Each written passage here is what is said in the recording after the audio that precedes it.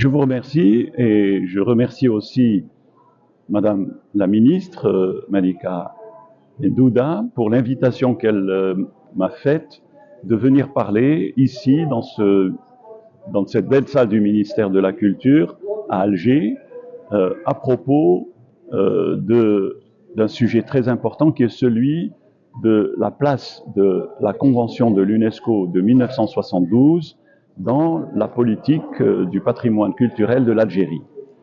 Je voudrais donc présenter une convention qui a déjà maintenant plus de 50 ans d'existence. Elle a été adoptée en novembre 1972 et elle a été immédiatement ratifiée par les premiers pays, dont l'Algérie, qui a très vite ratifié la convention et qui a tout de suite présenté un certain nombre de sites sur la liste du patrimoine mondial, des sites très prestigieux qui ont une valeur universelle exceptionnelle. On parle, pour la partie la plus ancienne de notre histoire, du Tassili, avec les gravures rupestres qui datent du néolithique. On parle de une des premières dynasties de l'époque islamique, avec la dynastie des Hammadites, avec la Qal'a d'Ibn Hammad, qui était liée aussi avec la ville de Bougie. On parle aussi d'un site urbain très important qui s'appelle la Pentapole du Bzab, avec les grandes villes de Ghardaya, Bounoura, Al-Ataf. Et donc, ensuite, on a inscrit les sites de l'époque antique. Timgad qui est un exemple pour tous les architectes et les urbanistes, parce que c'est l'exemple d'une ville et d'une trame urbaine traditionnelle, mais qui en même temps a gardé les éléments importants de ce que représente l'urbanisme. Ensuite, on a inscrit la ville de Djemila. Djemila, c'est un site très important de l'époque romaine, dans la région de Sétif, et qui a adapté son urbanisme à la topographie des lieux. Ce n'est pas un site plat comme Timgad. Et les monuments qui se trouvent dans cette ville se sont adaptés à la topographie. Et le dernier site antique, c'est Tipaza, où j'ai eu l'honneur de travailler pendant 17 ans. Et donc, qui est considéré par tous les archéologues comme un des joyaux aussi de la stratigraphie antique qui part depuis l'époque punique et qui va jusqu'à l'époque byzantine. Donc on a absolument toutes les phases des civilisations qui se sont développées en Méditerranée. Oui, le patrimoine culturel, justement, c'est ce qu'il a fait connaître, qu'il a mis en lumière, c'est l'UNESCO. L'UNESCO a été créée immédiatement après la Seconde Guerre mondiale. Les premiers experts qui ont travaillé sur le patrimoine ont lancé la première convention internationale sur la protection des biens culturels en cas de conflit armé. Et ils ont bien fait, parce qu'à l'époque, on se disait c'est fini, la Seconde Guerre mondiale est terminée. Bon, il y a un texte qui date de 1954, qui a été adopté à La Haye, mais on s'est rendu compte, hélas, et j'en suis un peu le témoin, que dans les années 80, on commençait un certain nombre de crises et de guerres, mais qui n'étaient pas des guerres classiques, c'était des guerres internes. Par exemple, au Liban, il y a eu une guerre civile à l'intérieur du Liban et des dommages très graves ont été causés au patrimoine. Et je cite un exemple, celui du Musée national de Beyrouth, qui a été tellement endommagé qu'il n'y avait plus de portes ni de fenêtres au Musée national.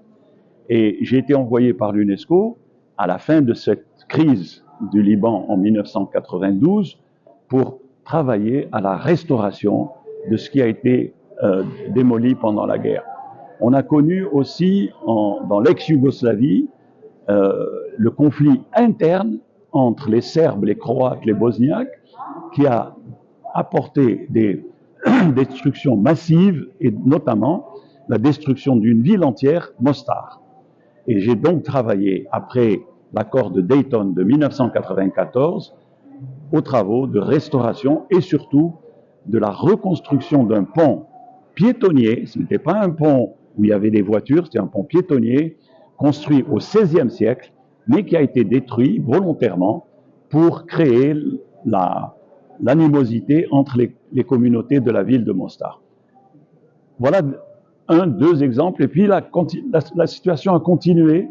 On s'est retrouvé avec les guerres qui se sont développées, les crises qui se sont développées au Moyen-Orient.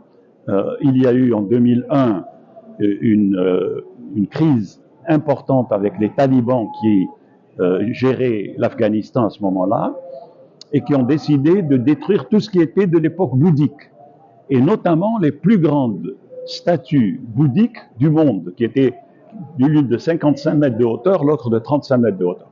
Et j'ai donc travaillé, quand j'étais à l'UNESCO, sur cette situation dramatique qu'a connue l'Afghanistan. La même chose s'est passée en Irak quand il y a eu l'invasion américaine en Irak en 2003. Le musée national de Bagdad a été volé et pillé, et on a compté environ 15 000 objets qui ont été volés du musée. Voilà des exemples que, à l'UNESCO, nous avons suivis avec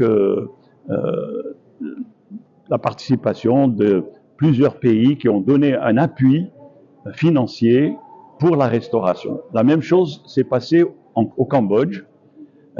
C'était une guerre interne, c'était un conflit interne avec les Khmers rouges, et on a vu la même chose, des destructions énormes, et maintenant les travaux de restauration. Donc voilà, la question que vous posez est très importante. De la coopération internationale, le ministère de la Culture, avec Madame la ministre, est en train de développer des relations avec, d'abord avec les pays de la région qui ont des communes, une histoire commune, un patrimoine commun, mais aussi en faisant appel à une coopération internationale avec les grandes institutions connues dans le monde, que sont le Conseil international des musées, le Conseil international des monuments et sites, l'Union internationale pour la conservation de la nature.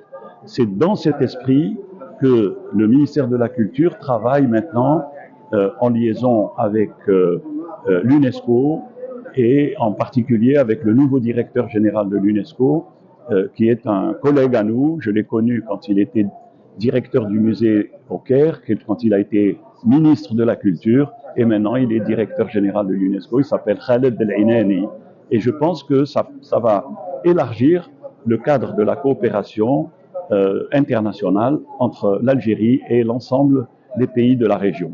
Eh bien, je suis heureux de revenir toujours là où j'ai travaillé il y a très longtemps, au ministère de la Culture, et de revoir les collègues et la jeune génération qui est actuellement en train de prendre en main le destin de ce qui est le riche patrimoine culturel de l'Algérie.